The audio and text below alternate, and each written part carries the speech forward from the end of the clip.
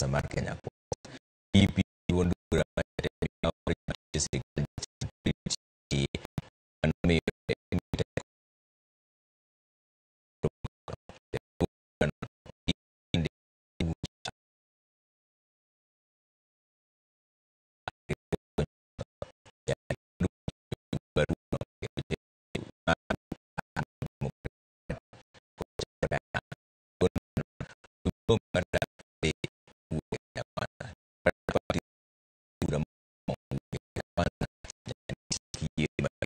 Creo, yo creo.